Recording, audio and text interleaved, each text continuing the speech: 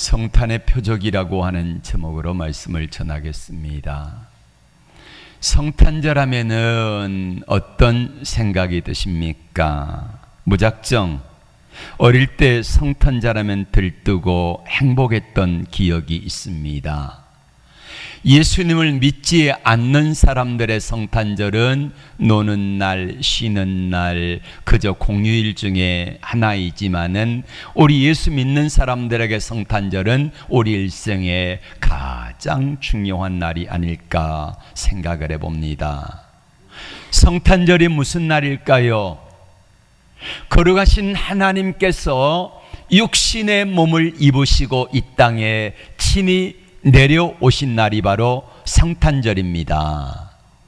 그러면 창조주 하나님이 우리 인간의 몸을 입고 내려오신다는 예를 제가 이렇게 설명을 해보고 싶습니다. 여러분, 집에 어항을 가지고 그 물고기를 키우는 분들 계시죠? 가장 많이 키우는 게 구피 키우십니다. 근데 보니까 구피들이요, 이게 서로 막 싸우는 거예요. 수족관 안에서. 그래서 가만히 보고 있다가, 야, 왜 싸워?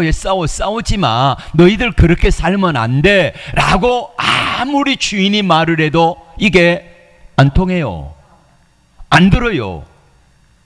그래서 주인이 이런 생각을 했습니다. 내가 구피가 돼가지고 수족관에 들어가리라. 여러분, 죄송하면 이런 표현을 해서 미친 짓 아닙니까? 인간이 구피가 돼가지고 수족관 안에 들어가겠다는 거예요.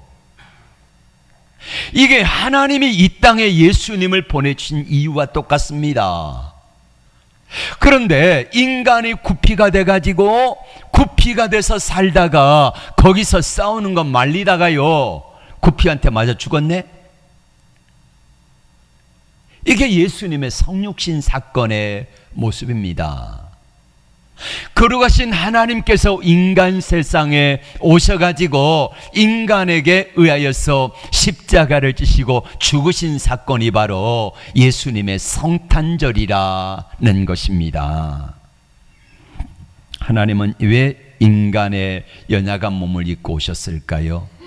마태복음 1장 21절에 이렇게 말씀합니다. 아들을 낳으리니 이름을 예수라 하라. 이는 그가 자기 백성을 저희 죄에서 구원할 자이심이라. 여러분, 예수님이 오신 첫 번째 이유가 뭡니까? 구원자로 오신 겁니다.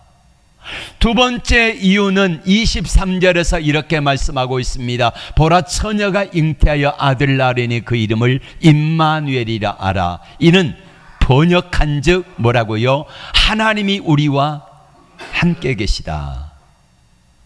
여러분, 하나님이 예수님을 이 땅에 보내신 이유, 첫 번째로는 구원하기 위하여서, 그리고 두 번째로는 거룩하신 하나님이 어떻게 죄인된 인간의 모습으로 함께 하십니까? 우리가 거룩하신 하나님을 직접 뵈면은요, 죽어. 그런데 하나님께서 아예 인간의 빛의 난 모습을 입고 이 땅에 내려오셔서 우리와 함께 하시겠다는 것입니다. 이 땅에 이것이 성탄의 목적 두 가지입니다. 구원하시고 함께 하시겠다.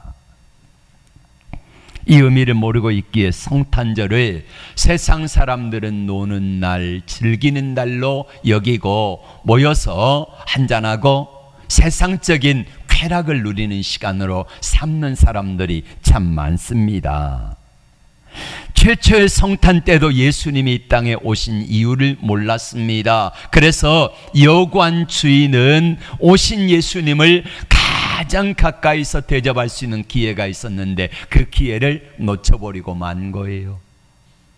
헤롯 왕에게 동방의 박사들이 가가지고 예수님이 태어난 소식을 알렸습니다마는 예수님을 경배하고 예수님을 만날 수 있는 기회를 헤롯 왕도 놓쳐버리고 말았습니다.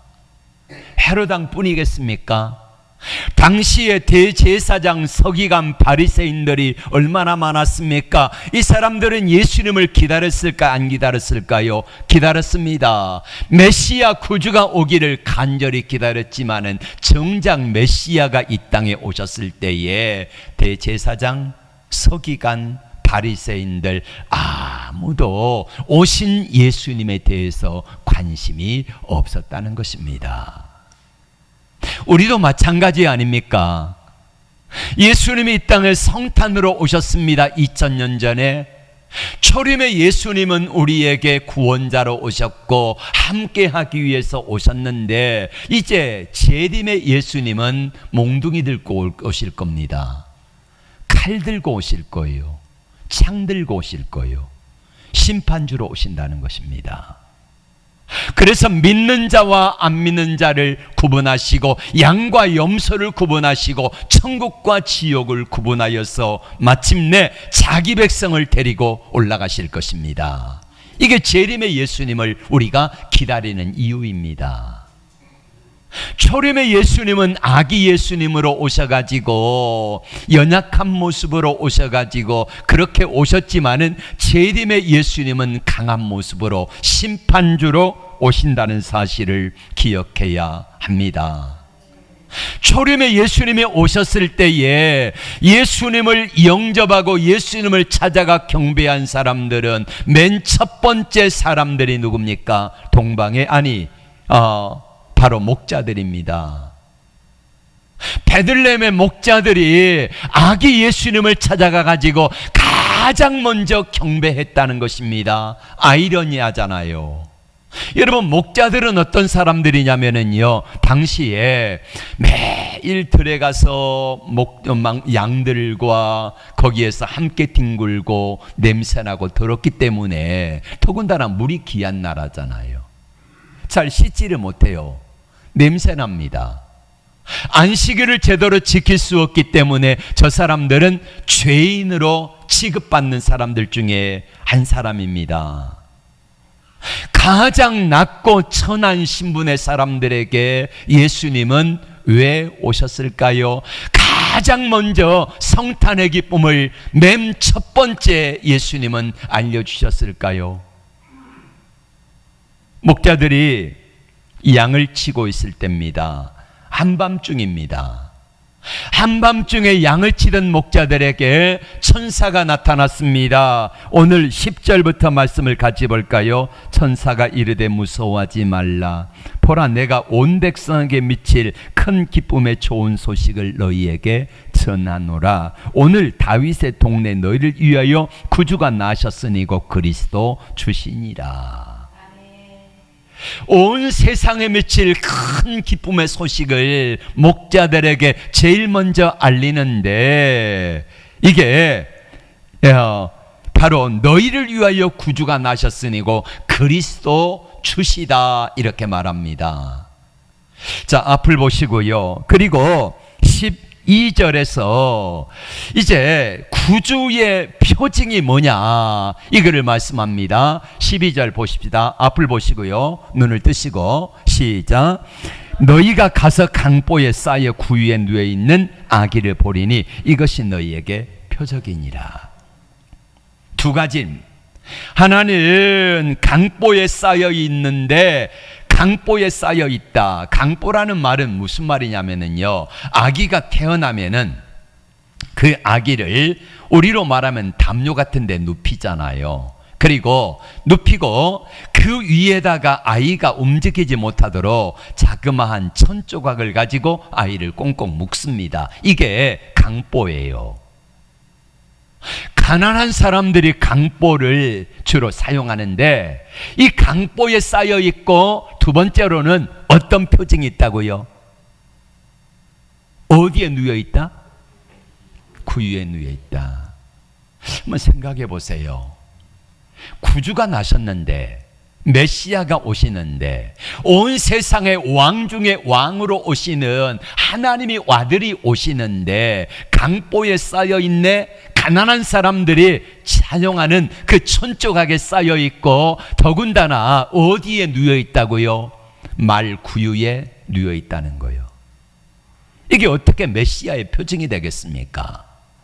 적어도 메시아라고 하면은 하나님의 아들이 오신다 그러면은 적어도 마국간이 아니라 대궐에 오셔야지요. 그리고 강보가 아니라 금보자기에 쌓여 계셔야지요. 그리고 예수님이 누워 계신 것은 말구유가 아니라 에이스 침대보다 훨씬 더 100배, 1000배, 만배나 좋은 금 침대 위에 누워 계셔야죠. 네. 이게 메시아로 오실 표적이 아니겠습니까? 이게 세상 사람들이 생각하는 메시아의 기준입니다. 높은 사람들이 오시는 바로 그 장소의 기준이 되는 것입니다. 그런데 예수님은 그렇게 오지 아니하시고 낡고 천한고 마국간에 그리고 강보에 쌓여 있고 그리고 어디에 누워 계시다고요? 말구유에 누워 계시는 것이 이것이 메시아의 표징이라는 것입니다. 목자들은 잘 이해가 안 갑니다. 메시아가 오시려면은 왕궁이나 아니면 좋은 침대나 좋은 보자기에 세마포라든지 여기에 쌓여 계셔야 되는데 그것도 말구유에 누워 계시다? 이해가 안 갑니다. 그러면 우리는 왜 목자들에게 하나님께서 맨 먼저 이 사실을 알려주셨을까요? 예, 이런 이야기가 있습니다. 레갑 족속이라고 하는 사람들이 있는데 모세 장인 겐 족속의 후예입니다. 예레미야 35장에 보면은 레갑 족속이 나오는데 레갑 족속의 조상 가운데 요나답이라고 하는 사람이 있습니다. 하나님이 예레미야에게 이렇게 말씀하십니다. 예레미야야, 레갑 족속들의 후손들을 불러다가 이제 왕궁으로 성전에 불렀습니다. 그래가지고 저들에게 포도주를 따라주면서 포도주를 마시라 그랬네요. 그랬더니 레갑 족속이 이렇게 말합니다. 우리는 안 마십니다. 왜 안 마시냐? 하나님이 먹으라 그랬는데 왜 안 마시냐? 예, 우리 조상 요나답이 너희는 자 포도주를 마시지 말아라. 그리고 두 번째로는 장막에 거하지 말고 유목민으로 살아라. 이렇게 구별된 삶을 살라고 자기 조상이 말씀을 했다는 거예요. 그런데 그 약속을 철저하게 지키며 살아온 사람들이 바로 레갑 족속들입니다. 하나님이 뭘 말씀하고 싶은 거냐면은 레갑 족속이라고 하는 이방인들도 자기 조상들이 하는 말씀을 지키기 위하여 그렇게 신실하게 살아가는데 내 백성 이스라엘은 하나님이 말씀하셔도 안 듣는다는 거예요. 이 레갑 족속들이 베들레헴으로 모여들었다고 합니다. 베들레헴은 예루살렘에서 약 한 5리 정도 한 7, 8km 이 정도 되어지는 곳이에요. 그래서 베들레헴이 양을 치기에 아주 좋은 곳이라고 말합니다. 그러면은 예루살렘에서 절기 때마다 하나님 앞에 뭘 드립니까? 예물을 드리잖아요. 번제물을 드리는데 주로 양들이 소요가 되는데 그 양을 공급하는 장소가 어디냐면은 베들레헴 목장입니다. 그래서 베들레헴에 있는 목장의 목자들은 방목을 한답니다. 방목을. 그리고 방목하여서 가장 좋은 양들을 예루살렘으로 보내가지고 성전에서 제물이 되게 하는 이 일을 누가 한다고요? 레갑 족속들이 했다는 것입니다. 그리고 그 후손들이 계속해서 베들레헴에 모여 살면서 하나님께 올려드리는 그 제물을 기르는 사역을 감당한 거예요. 그래서 목자들에게 가장 먼저 베들레헴에 있는 목자들에게 가장 먼저 알려줬다는 거지요. 전설에 의하면은 바로 이 목자들이 누구냐? 예레미야 35장에 나오는 레갑 족속의 후예들이었다. 이렇게 이야기를 하고 있습니다. 하나님 앞에 신실한 믿음으로 살아가는 하나님의 말씀을 지키는 지키기 위하여, 아니 하나님의 말씀도 우선순위가 있지만은 자기 조상들이 그렇게 믿음으로 말씀대로 살라고 하는 그 약속의 말씀을 믿고 예루살렘 성전에 양들을 공급하는 이 사역을 최고로 알고 살아가던 사람들, 이 목자들에게 하나님께서 제일 먼저 예수님인 탄생 소식을 알려주셨다는 거예요. 놀랍지 않습니까? 여러분, 목자들은 아까 말씀드렸던 것처럼 미천한 자라 그랬잖아요. 우리로 말하면 투표권이 없습니다. 왜냐하면은 성전 예배에 온전히 참여할 수 없기 때문에, 안식일을 못 지키니까. 그랬던 이 목자들에게 가장 먼저 찾아가신 하나님의 예수님이 이 땅에 오신 그 소식을 전해 주었다는 것입니다. 오늘날도 많은 사람들이 예수님의 재림을 기다리고 있습니다. 예수님 어서 오시옵소서 그러는데, 많은 사람들 가운데서 어떤 사람들이 가장 먼저, 가장 많이, 가장 절실하게 예수님의 오심을 기다릴까요?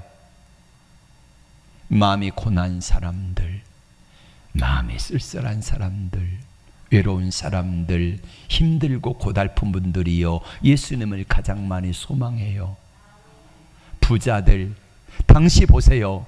예루살렘에 있는 대제사장들, 기름기가 번지르해가지고 돈도 많고 모든 것들이 부족함이 없는 이 대제사장들은요, 예수님이 오심을 필요하지 않았어요. 예수님의 탄생 소식을 동방의 박사들이 가가지고 전했지만은요, 이 사람들은 관심이 없었습니다. 예수님 지금 안 오시면 좋겠대요. 서기관, 바리새인들, 장로들, 이 사람들 역시 마찬가지입니다. 헤롯왕 마찬가지입니다. 자, 제가 어제 복권을 샀어요. 로또를 샀는데 당첨 금액이 무려 1,000억이나 됩니다. 1,000억. 예. 근데 제가 1,000억에 당첨이 돼가지고 이걸 어디다 쓸까 이렇게 하는데, 오늘 밤 주님이 오신다는 거예요. 그러면 나는 주님이 오늘 밤 오시면은 아마 간절히 아멘 어서 오시옵소서 이럴까요? 아이고 주님, 1년이라도 좀 있다 후에 오시지. 1,000억 좀 쓰고 죽어봐야 되지 않겠습니까? 그러니까 당시 대제사장, 서기관, 백성의 장로들, 두령들, 헤롯 왕, 이 사람들은요, 예수님 안 기다려요. 예수님 지금 오시면 안 돼요. 예수님 1,000억 써보고 죽어야 되지 않겠습니까? 이거지 않습니까? 그런데 목자들이나 가난한 사람, 병든 사람, 주님을 간절히 소망하는 사람들은요, 주님이 이 땅에 오심이 너무너무 기다려지는 거예요. 자, 다시 표적 이야기로 돌아갑니다. 천사가 전해준 예수님의 탄생 소식, 구주가 오시는데 그분이 어떤 모습으로 오신다. 자, 여러분, 제가 이제 미국에서 처음 오는 사람을 저희 집에서 이제 마중을 나갔습니다. 나가면은 약속을 합니다. 제가 이러이러한 옷을 입고 이러이러한 팻말을 들고 몇 번 출구에서 제가 기다리고 있겠습니다. 그러면은 이게 바로 표징이라는 거지요. 당신을 마중 나온 사람의 표징이다. 자, 하나님이 예수님을 이 땅에 보내시는데, 이 땅에 메시아가, 구세주가 오시는 표징이 뭐라 그랬습니까? 아까 마구간에 태어나신다. 그 다음에 강보에 쌓여 있다. 그 다음에 어디 누워 계신다? 말구유에 누워 계신다. 그러면 여러분, 진짜 저분이 메시아일까 의심이 들겠습니까? 안 들겠습니까? 들지요. 그런데 이게 믿어지는 은혜를 하나님이 이 목자들에게 주시는 거예요. 여러분, 얼마나 사모함에 달려갔겠습니까? 메시아가, 구주가, 우리가 수천 년 동안 기다린다고 했던 그 메시아가 오신다고 해서 가는데 천사가 들려준 소식이 바로 그거예요. 마구간에 태어나신다. 강보에 쌓여 있는데 어디 누워 계신다? 말 구유에 누워 계신다. 그러면 뭐 아무리 목자들의 입장이라고 해도요, 이런 생각 들지 않겠습니까? 진짜 저분이 메시아일까? 의심이 들지 않겠습니까? 그런데 하나님께서 하신 일은요, 천사들에게 약속하시고 말씀하신 대로 보여주신 게 그대로 재현되어 있는 거예요. 그래서 천사들의 말씀하신 게 이게 확실하구나 하는 것을 목자들의 마음속에 믿어지는 은혜를 주시더라 이겁니다. 여러분, 이 사실이 믿어지십니까? 예수님이 이 땅에 비천한 모습으로 오셔서 우리를 구원하러 오셨다는 사실을 믿어지십니까? 근데 많은 사람들이 믿지를 못했어요. 지금도 안 믿어요. 세상 사람들에게 복음을 전해보세요. 예수가 그리스도십니다. 성탄절이 무슨 날인 줄 아십니까? 하나님이 육신의 몸을 입고 이 땅에 오셨습니다. 당신을 구원하기 위해 오셨습니다. 그리고 당신의 죄를 지고 십자가에 죽으셨습니다. 안 믿어요. 그리고 예수님은 당신과 함께 하십니다. 안 믿어요. 그래서 예수님이 이 땅에 오셔서 메시아가 오셨다고 천사가 전해주고 동방박사가 전했지만은 안 믿어지니까 이 땅에 오신 예수님은 내가 메시아다 라는 사실을 이 땅에 오셔서 행동으로 보여준 게 뭐냐? 이게 죽은 자를 살리시고 소경의 눈을 뜨시고 그리고 나병 환자를 고치시고 죽은 자도 살리시고 물 위를 걸으시고 오병이어 기적을 행하시는, 이걸 통해서 뭘 보여주시는 겁니까? 이 표징이 뭐예요? 예수가 그리스도라는 표징입니다. 요한복음 2장에 나오는 기적과 표적은 다릅니다. 기적은 뭐냐면은 그냥 어떤 신비한 일이 일어나는 것을 기적이라 그러고요. 표적은 뭐냐면은 그 기적을 통하여 뭔가 의미하고 말하고 싶은 게 있다. 이게 표적입니다. 요한복음 2장에서 물로 포도주를 만드는 사건이 나오지요. 이걸 통해서 사도 요한은 뭐라고 기록하냐면은 이것이 예수가 그리스도가 된 첫 번째 표적이니라 이렇게 기록을 하고 있어요. 그러니까 이 세상 사람들이 예수님이 누구신가를 안 믿으니까 그 기적을 통해서 예수가 그리스도 메시아라고 하는 사실을 알려주는 표적이 바로 물로 포도주를 만든 사건이다 이것입니다. 그런데 세상 사람들 당시에 대제사장, 서기관, 바리새인 이 사람들이 와가지고 예수님께 자꾸 시비를 겁니다. 네가 진짜로 메시아가 맞느냐? 맞다 그래요. 그러니까 표적을 보여달래. 예수님이 물로 포도주를 만드신 첫 번째 표적, 그 다음에 죽은 자를 살리고 소경의 눈을 뜨게 하시고 하는 여러 가지 표적들을 보여주셨음에도 불구하고 믿지를 못해요. 왜 믿지를 못한 겁니까? 마음이 할례받지 못해서 그런 겁니다. 마음에 믿을 수 있는 마음을 주시지 않아서 그런 거예요. 그래서 이 사람들은 믿지를 못하니까 예수님 마지막으로 딱 한마디 하십니다. 내가 그동안에 얼마나 많은 표적을 보여줬는데 너희들이 믿지를 못하느냐. 이제 마지막으로 내가 보여줄 표적이 딱 하나가 있는데 요나의 표적이다. 요나가 밤낮 사흘을 물고기 뱃속에 있었던 것처럼 내가 그렇게 있다가 사흘 만에 뭐하리라?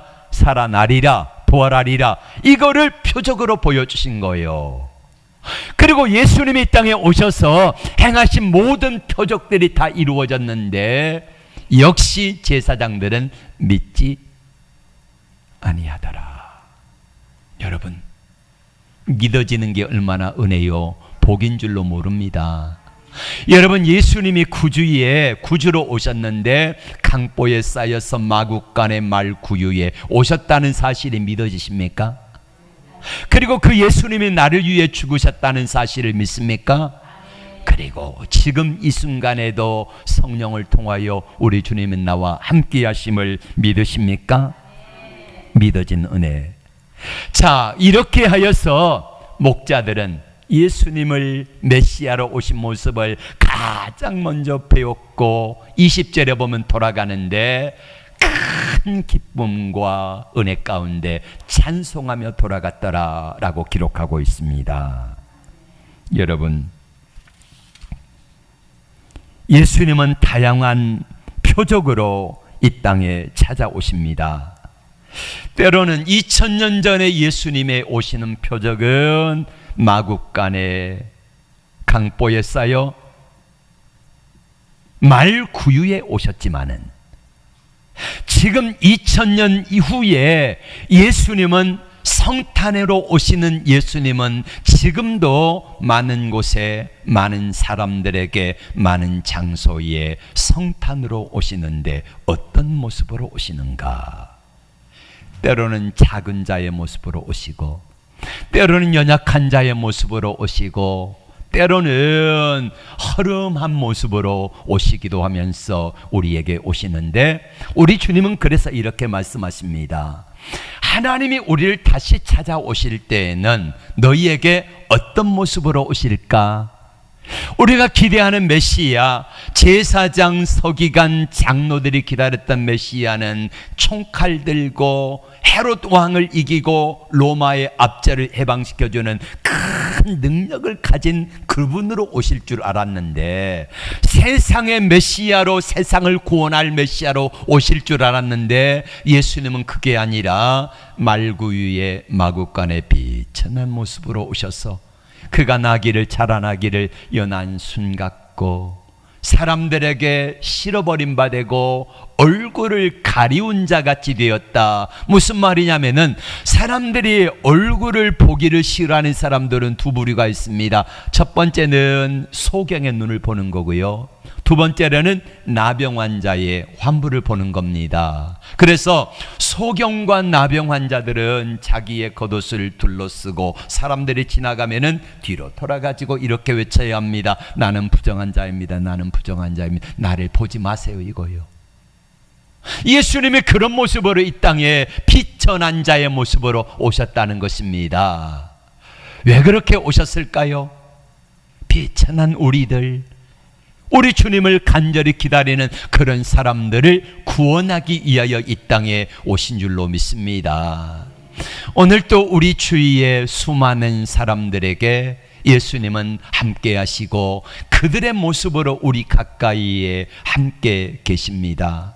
때로는 우리가 누군가를 위해 기도해 줘야 되고 도와줘야 되고 또 함께 해주고 함께 마음을 나눠야 될 곳에 우리 주님은 아기 예수님으로 그 자리에 계시더라, 이 말입니다. 2차 대전 때 미국의 큰 전함이 파괴가 됐습니다. 적의 포탄으로 파괴가 돼가지고 수많은 사람들이 죽었고 그리고 떠내려갑니다. 그 배에 탔던 군목 3사람이 있는데 그 3사람의 군목이 뛰어내렸다가 어찌어찌해서 고무보트를 발견하고 거기에 올라탔습니다. 날씨는 춥고 그리고 너무 물결은 세서 떠내려가는데 그때에 너무 작은 고무보트니까 여기에서 군목 3사람이 생각을 합니다. 우리가 다른 사람들에게 양보를 합시다. 그리고 거기 있는 주위에 있는 사람들을 데려다가 배에 태웠습니다.